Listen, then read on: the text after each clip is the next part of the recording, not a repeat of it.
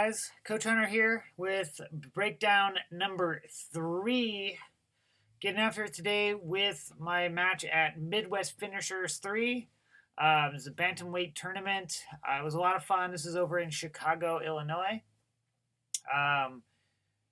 The matches were set up in a single elimination bracket. There were some super fights in there. It was a lot of fun. Finishers and Midwest Finishers puts on a great show. It was an incredible pleasure to compete here. An honor, really. I feel like I really got to step up and show what I could do. I feel really good about the match, even though I lost. Spoiler alert, I know. But I think it was a really great match, and it under different formats I would have won. But still, Chris Crawford, nothing against, can't take anything away from him. He really pulled it out in the clutch in the overtime when he needed it. So without further ado, let's get into it and play the match. Yeah, Chris was a great guy, really friendly. Really enjoyed being able to compete against him, and I know he's going to do a lot in the future coming up. Another purple belt.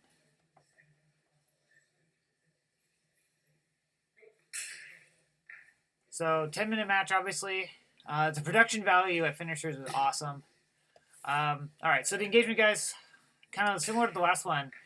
My opponent just pulled guard right away. Chris is a really tricky 10th planet guard player.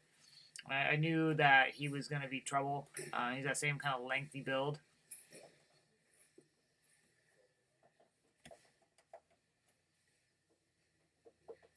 So I'm trying to do a smash pass, but he's really aware of it and retracts his knee.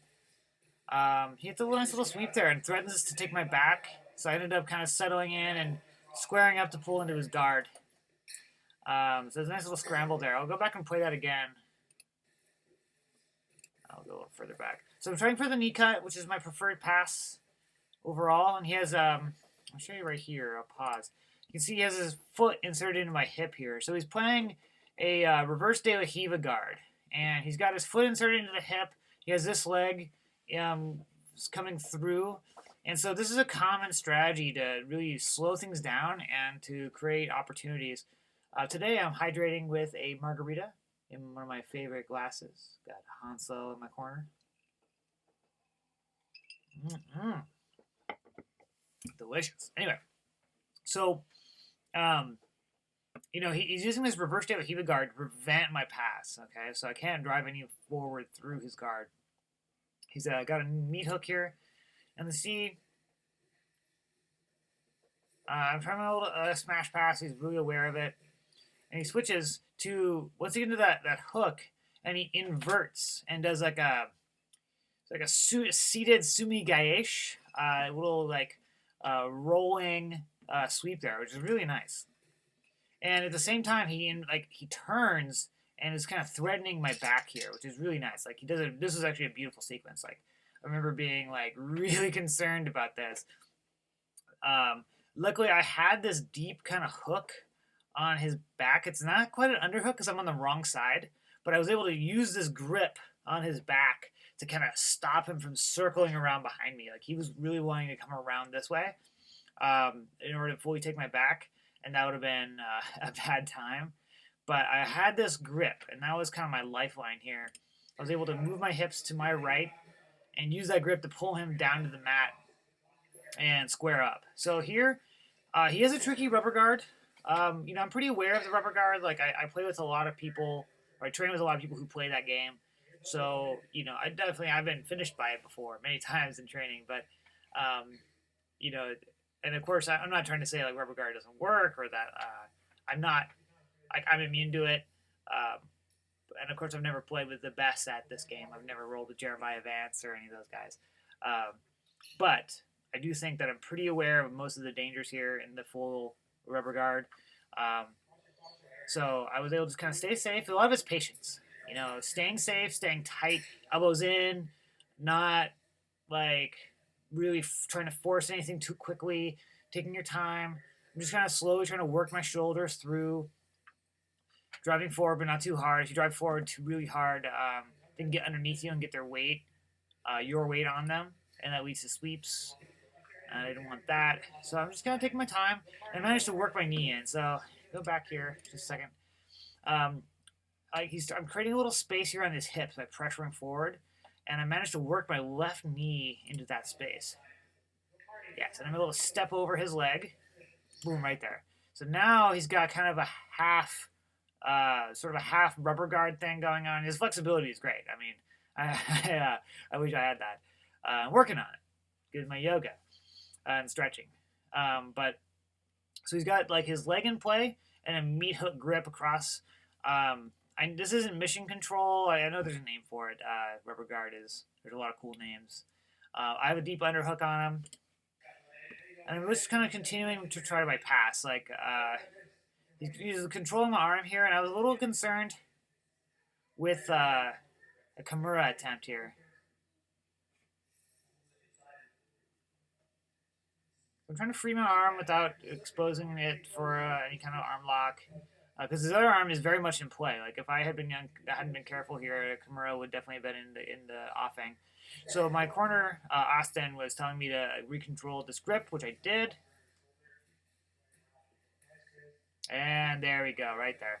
So by elevating my hips and pressuring into him really hard, I was kind of affecting something like a body lock style pass. I didn't have a full body lock, but by pressuring into him, I'm really challenging and limiting his hip mobility. Even though he's got lots of hip mobility, no matter how flexible you are, if someone's pressuring into you and your like hips or your legs are squashed against your chest, you have less mobility than you would if you were extended or at your comfortable position. So by pressuring into him and elevating my hips, I made space for my right knee to slide in, which it does right here.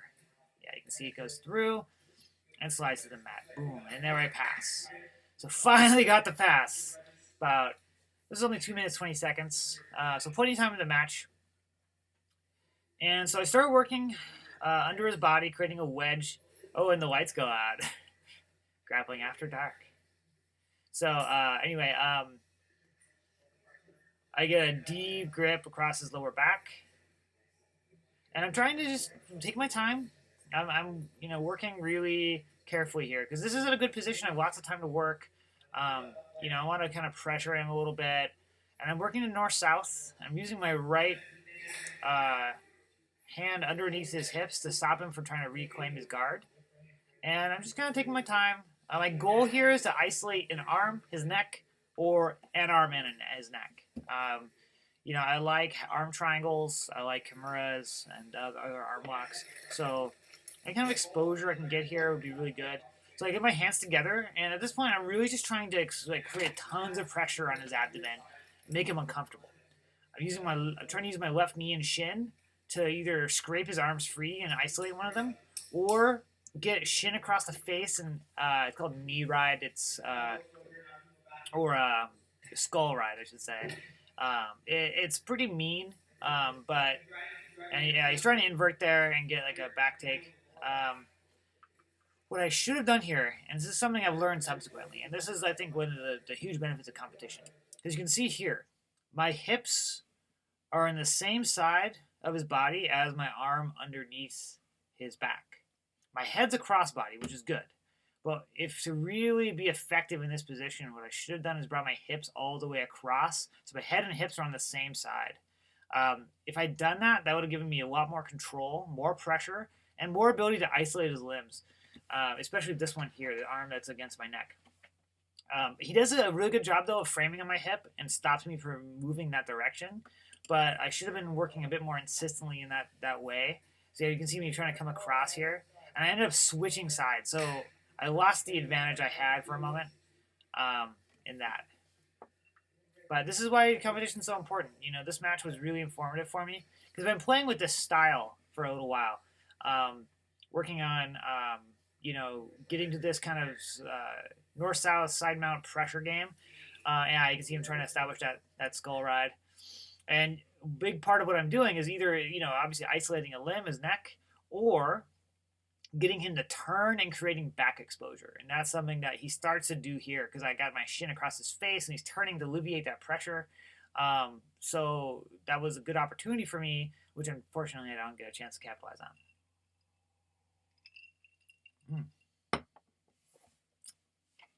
So, this was a really good test case for me, like where I got to go play against high level competition and use this game. One thing I also learned is that using more of your body weight, because the whole time I was kind of squeezing my arm here. And one thing I did notice is my arms got really fatigued, or really just pumped full of blood. Like they were really like heavy by the end. So it didn't help me there. So I had an opportunity for an armbar right there. I could have tried. But I guess I just had plenty of time left. I had 5 minutes, so I didn't want to rush into anything. But it's right there. His arm's in my hip. Could have gone to that armpit style armbar, and there was an opportunity for a back take. So it's all stuff. Just this is where we learn. Like really good opportunities, stuff to drill into. And Chris is doing a really good job staying safe as well. It's like, no, it's not just me missing stuff. I mean, he's actively working to prevent any of these attacks. Like, he's very aware of the dangers here. He's an MMA fighter as well, so some of this like pain compliance technique I was applying is less effective. I do notice that MMA fighters tend to be much more unwilling to give up position for pain because they're used to it. It's something that pain is just a sensation. In the end, like it can't hurt you in of itself. Oh yeah, so he does a really good job. So he inverts. He tried it before, and I got my hips low enough to prevent it. But he inverts his leg. Look at his flexibility, man. It's crazy. And he gets his foot inserted into my armpit here, I think. Yeah, he gets all the way in. So I ended up, he tried to take my back. I prevented that. Gave him the guard again. So I had to go back to the passing here.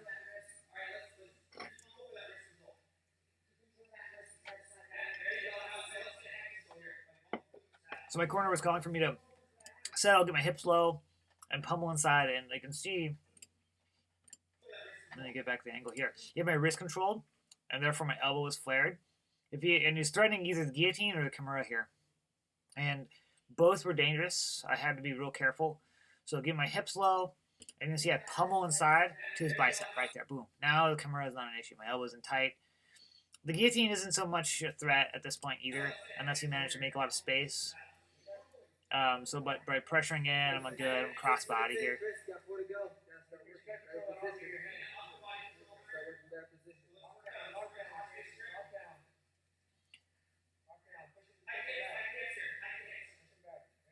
Yeah, so I start hiking my hips.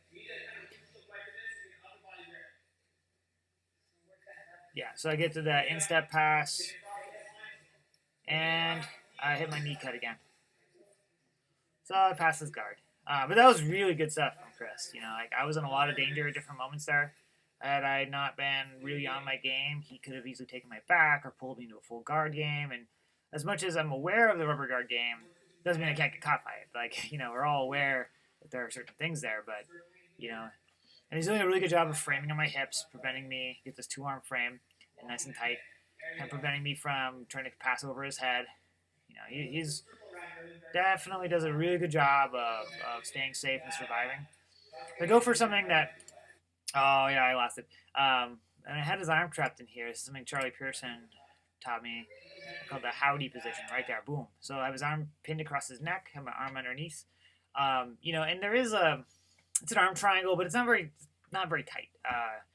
However, what I've been using for lately is taking the back. And so if I'd have been able to keep his elbow trapped across his body here and been able to slide across his to the other side with my leg going across his hips this way, I would have been able to take his back, or at least to make the attempt. But as I go across, he frees his elbow. I do mount him here, so that's nice. All right, they're running.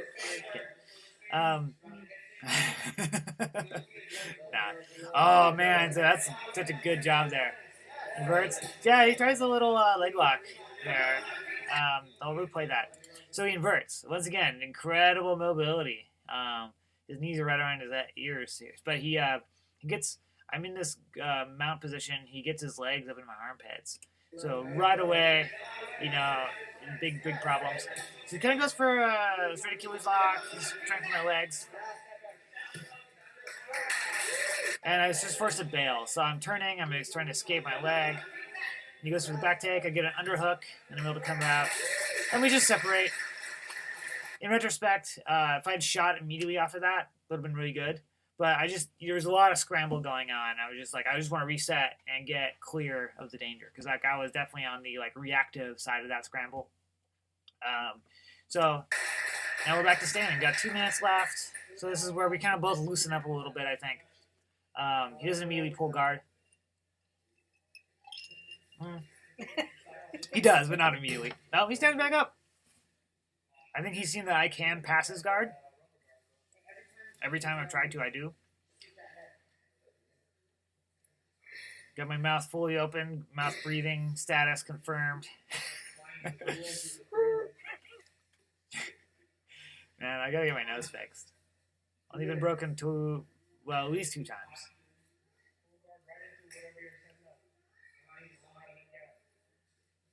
Once I retire from fighting, I'll get that fixed. So he's actually wrestling a little bit. Oh, I go for a Kami Basami, Suda takedown. He liked it. He recognized swag. Real recognized real. So he goes for his own little leg lock entry there, which is nice.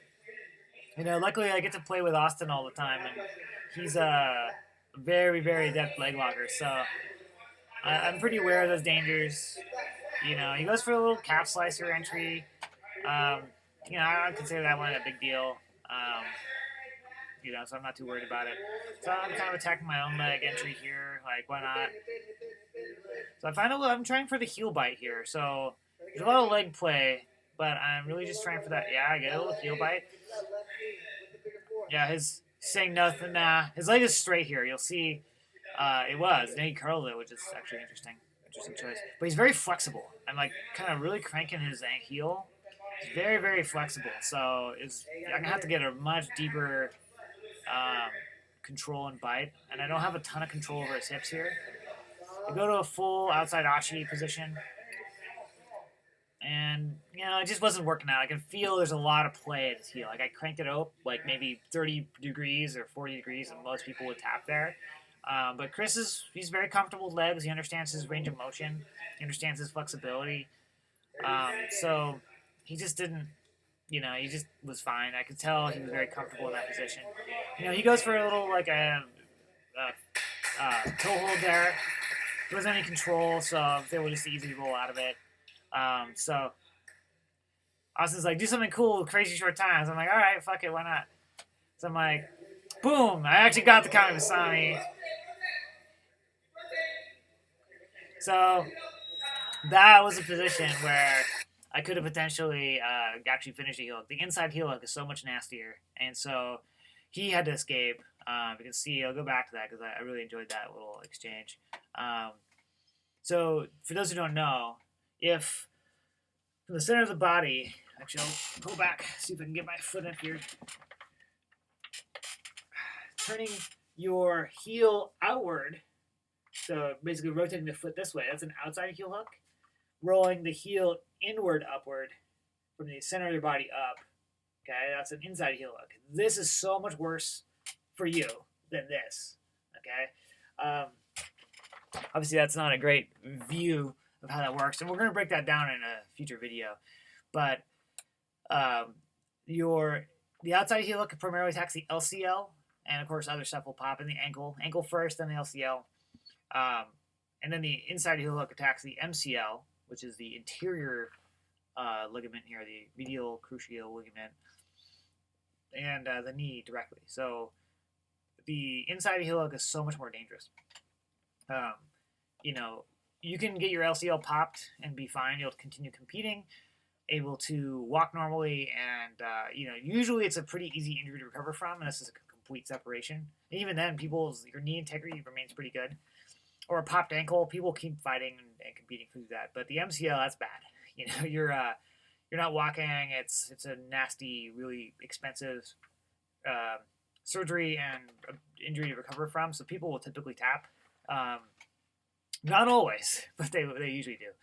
So, you know, by threading that, I really put them in a lot of danger. So this scissor takedown is really nice because you enter into a position where you can immediately attack that inside heel hook. And I actually get it there. Boom. Yeah, that was beautiful. And I'm like, let me just toot my own horn a little bit here. But it was a lot of fun. You hear the crowd like, ooh. I mean, it was a Hail Mary pass. Actually went and got it. So this tournament is an EBI rule. So Eddie Bravo Invitational, that's what that stands for. And basically, if no one gets finished by any submission in the regulation rounds, you go to overtime. So in overtime, you flip a coin, like you saw, and the winner of the coin toss, which he won, gets to pick either their attack or defense. And if you're on attack or the offense, you get to pick between back mount or spider web. So spider web being what he picks. Okay, so you'll see. So he won the coin toss. He picked to be on offense first, and he's attacking my arm. So it basically goes like this.